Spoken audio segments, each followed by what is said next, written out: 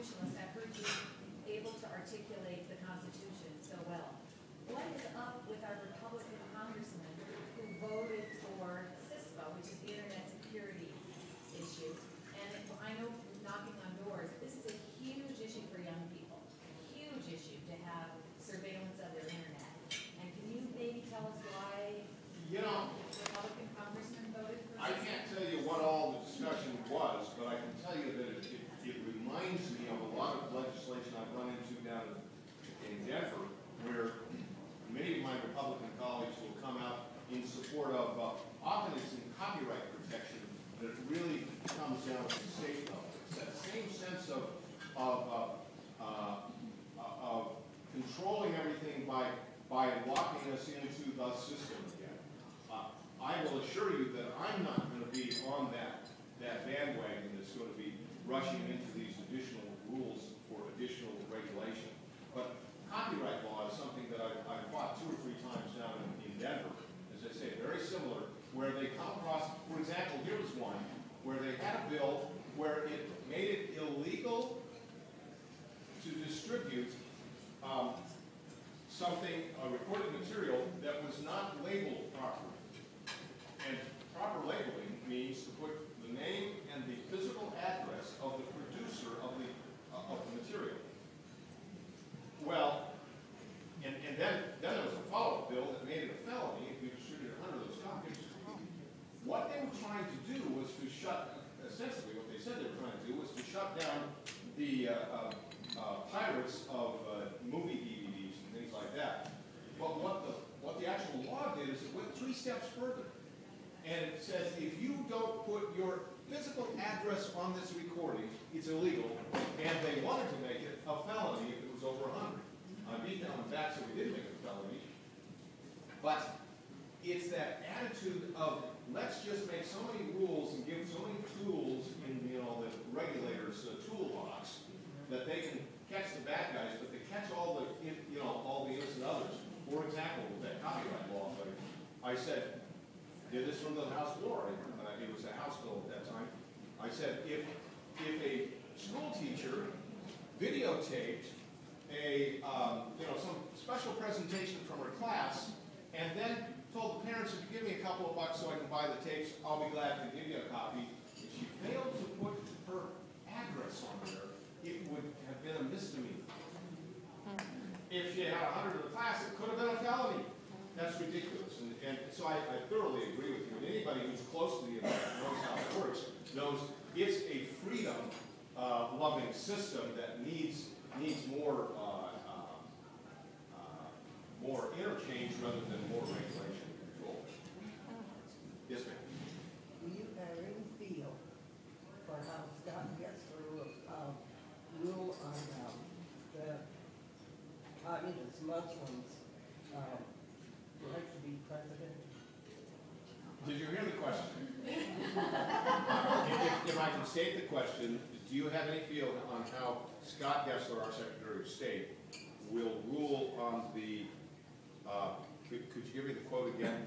The communist Muslims right to be president. The communist Muslims' right to be president. That was the question. I'm not going to quite go down the road to insist that you're entirely accurate. But there's interesting speculation that I'll not challenge. I actually have discussed that with Secretary Gessler. And that is a tough one that it would be almost impossible, it would be impossible as far as he's concerned, to exclude anybody you might be referring to from the ballot.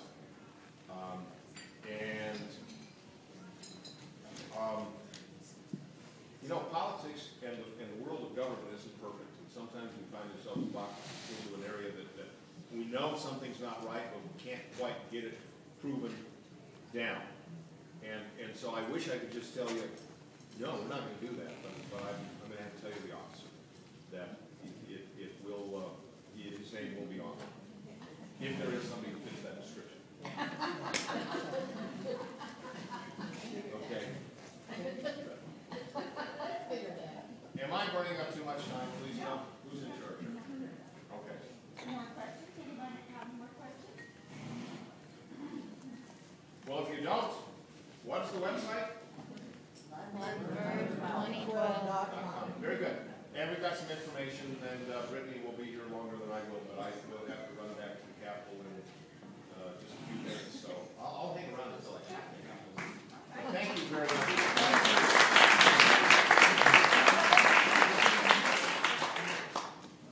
And now we'd like to welcome Eric Weissman. Eric comes from a business background, starting his first company at the age of 15.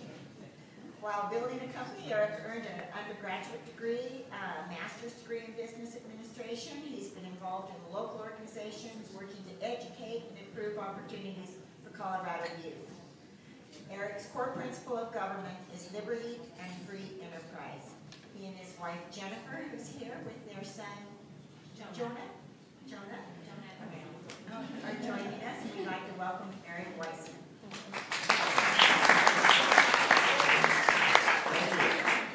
Thank you.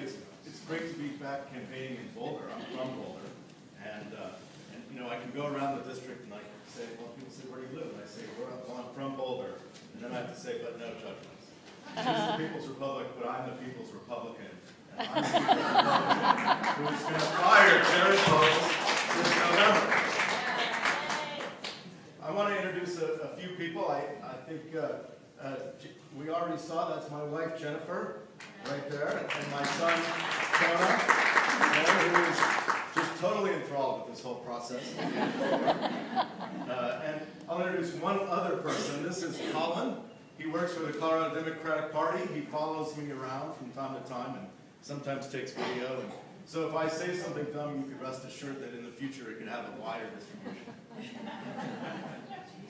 So I am glad to be with you guys today, and I'm proud to be here today. As a first-generation American. My dad fled the oppression of communism and Nazism in Eastern Europe around the time of World War II to come to the freedom and opportunity of the United States. And he raised us, my sister and me, he raised us to love and appreciate and value the freedoms that we have in America, and never to forget them and to defend them. He was, by the way, an ardent Republican. I remember I visited him in 1994, the last time before he kind of moved out of his house on election night, and how excited he was when we took the House and went for elections. That was a great memory. In any event, I went on and I took advantage of those freedoms and opportunities myself to become an entrepreneur. You know, that's quintessentially American, to be an entrepreneur. You know, I started my first company when I was 15.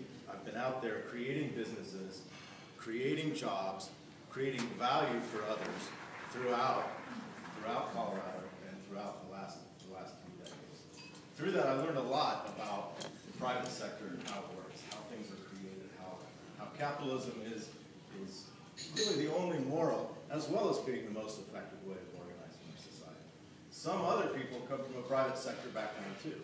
Some other people talk about themselves as being from the private sector. Some other people, like Congressman Polis, say that, but you wonder what on earth did they learn out there when they come back from the private sector and then go to pursue the most anti-business, anti-growth, anti-freedom agenda that we've had.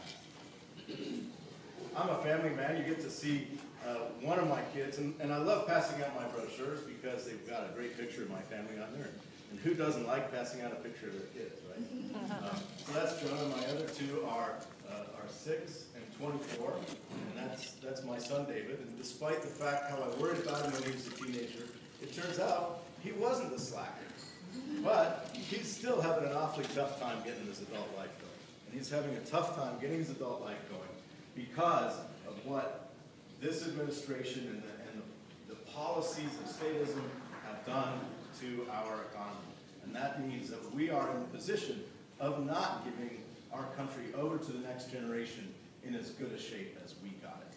That's why I'm running for Congress. I'm running because I do not want us, I will not stand for us, to be the first generation that breaks our American promise to the next of a freer and more prosperous future.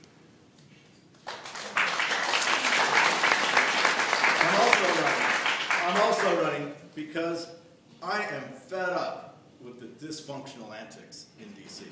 And I'm running